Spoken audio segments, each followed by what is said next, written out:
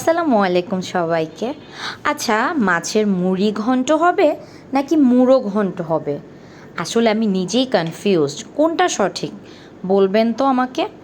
প্রথমেই মুগ ডালটা কিন্তু আমি ভালো করে ভেজে নিয়েছি, আর আমি জানি না মুগ ডাল ভাজতে গেলেই সবসময় আমি একটু আনমাইন্ডফুল হয়ে যাব, নিচে একটু মুগ ডাল লেগেই যাবে। কেন যে সবসময় আমার সাথে এটা হয় আমি জানি না।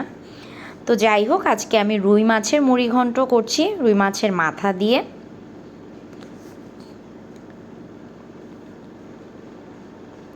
প্রয়োজনীয় সব মশলা দিয়ে নিলাম আমি। মশলাটাকে এখন ভালোভাবে কষিয়ে নিব। মশলাটা যখন কয়েকবার পানি দিয়ে কষানো হয়ে গিয়েছে, এভাবে উপরে তেল ভেসে উঠেছে, তখন আমি মাছের মাথার অংশগুলো, লেজ, তারপরে মাছ, পরে অবশ্য আমি এখানে আরও পেটের মাছও অ্যাড করেছিলাম, এগুলোকেও আবার আমি ভালোভাবে কষিয়ে নিব।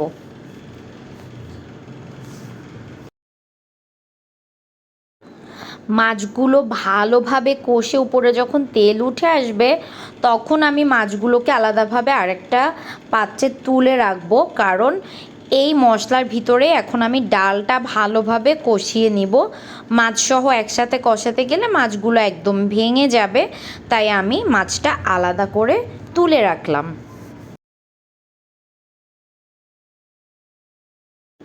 ভালো করে কষানোর পরে ঝোলের পানি দিয়ে আলাদা করে তুলে রাখা মাছগুলো দিয়ে দিলাম, টমেটো দিয়ে দিলাম, আর কাঁচা মরিচ তো মাছের তরকারিতে এক্সট্রা ফ্লেভার অ্যাড করে, তাই একটু বাড়িয়ে কাঁচা মরিচ দিব। অফ ক্যামেরায় আরও কিছু কাঁচা মরিচ আমি অ্যাড করেছি এখানে। রান্না শেষ হতে হতে ঝটপট করে সব কিছু একটু ভালো করে ক্লিন করে ফেলবো।